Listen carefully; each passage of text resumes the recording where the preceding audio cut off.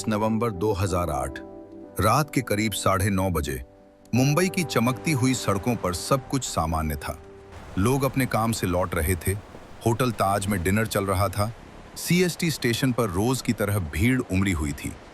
लेकिन उसी समय अरब सागर की काली लहरों के बीच एक नाव आगे बढ़ रही थी और उसके साथ बढ़ रहा था एक ऐसा तूफान जिसकी आहट कुछ एजेंसियों तक पहले ही पहुंच चुकी थी। सवाल यह है, अगर चेतावनी थी तो फिर वो रात इतनी बेखबर क्यों थी?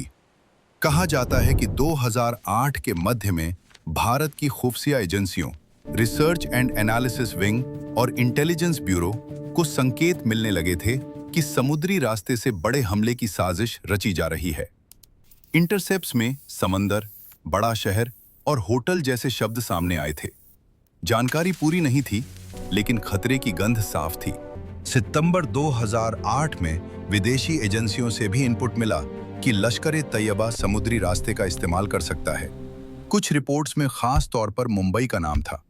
ये इनपुट मल्टी एजेंसी सेंटर के जरिए साझा किए गए।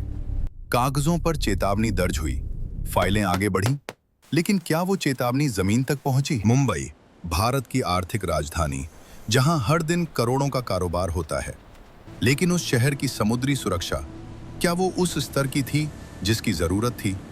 महाराष्ट्र पुलिस के पास सीमित बोट्स थी, तटीय निगरानी तंत्र अभी पूरी तरह विकसित नहीं था।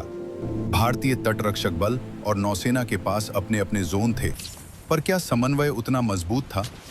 नवंबर की शुरुआत में फिर एक इनपुट आया, समुद्र के रास्ते हमला संभव है।